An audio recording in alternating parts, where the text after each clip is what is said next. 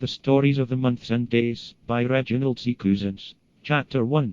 January, the month of Janus.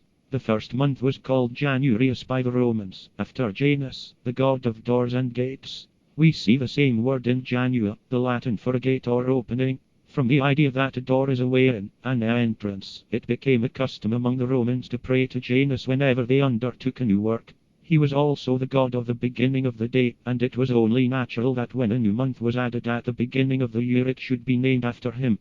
During this month offerings to the god were made of meal, frankincense, and wine, each of which had to be quite new. Since a gate opens both ways, Janus was thought to be able to see back into the past and forward into the future, and he was usually represented in pictures as having a double head that looked both ways. On the earliest Roman coins he is drawn with two bearded faces, with a staff in one hand and a key in the other. He was also the protector of trade and shipping, and on some coins his head is shown with the prow of a ship. When people wished to picture him as the god of the year, they drew him holding the number 300 in one hand and 65 in the other. Janus was worshipped on the Janiculum, hill of Janus, one of the 7 hills on which Rome was built. Since he was the god of gates, all the gates of Rome were under his care, especially the archway through which the army marched to war, and by which it returned. This archway was afterwards replaced by a temple which was called Janus Quadrifrons, that is, 4-sided, because it was square. On each side of the building there were 3 windows and 1 door, making 12 windows and 4 doors, which represented the 12 months and the 4 seasons. In times of war the temple gates were kept wide open since people were continually making offerings to the god, but whenever there came a time of peace, the gates were at once closed. As we know the Romans were continually fighting, it does not surprise us to find that the gates of the temple were closed only 3 times in 700 years.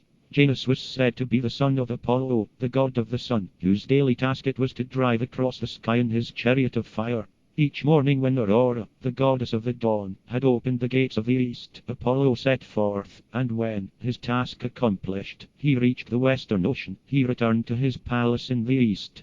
And the gilded car of day his glowing axle doth lay in the steep Atlantic stream. And the slopes on his upward beam shoots against the dusky pole, pacing toward the other goal of his chamber in the east. Milton, Comus. Apollo had another son, named Phaeton, who one day persuaded his father to allow him to drive the sun chariot.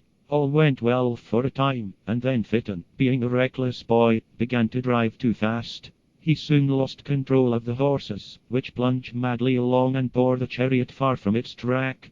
It went so close to the earth that the fields were scorched, the rivers were dried up, and even the people were turned black, and they are black to this day.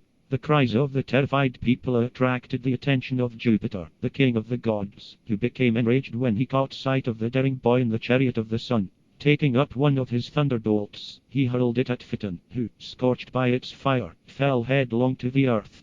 Another sad story told of Apollo is that of his friendship with a youth named Hyacinthus, to talk with whom Apollo used often to come down to the earth.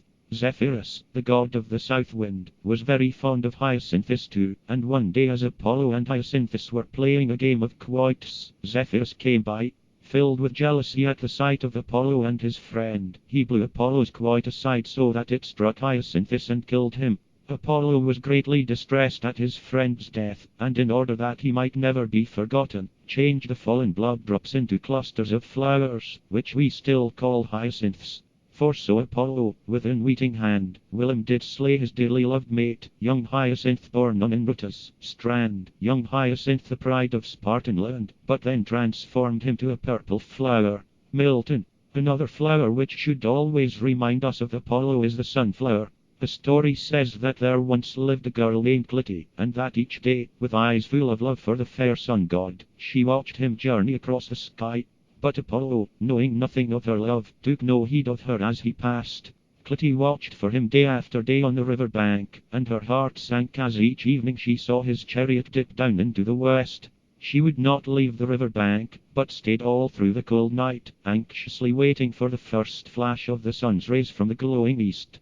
At last the gods took pity on her, and changed her into a sunflower. Her green dress became green leaves, and her golden hair became yellow petals. Now was she happy indeed, for she knew that she could always see Apollo, and you will find that to this day the sunflower turns its head towards the sun as it moves across the sky. Aurora, the goddess of the dawn, whom we have mentioned as opening the gates of the east for the sun god Apollo, married a mortal, Tithonus, the prince of Troy. In order that their happiness might know no end, Aurora begged Jupiter to grant Tithonus immortality. The wish was granted, but in her anxiety that Tithonus should never be taken from her by death, Aurora forgot to ask also for the gift of eternal youth. As the years went on, Tithonus grew old and weak and became only a burden to her. At length, tired of his shrill voice and constant complaints, she turned him into a grasshopper, whose shrill complaining note is known to all. The name for this month among the Angles and Saxons was Wolfmonth, Wolf month, since it was the time of year when the wolves were unable to find food, and their hunger made them bold enough to come into the villages.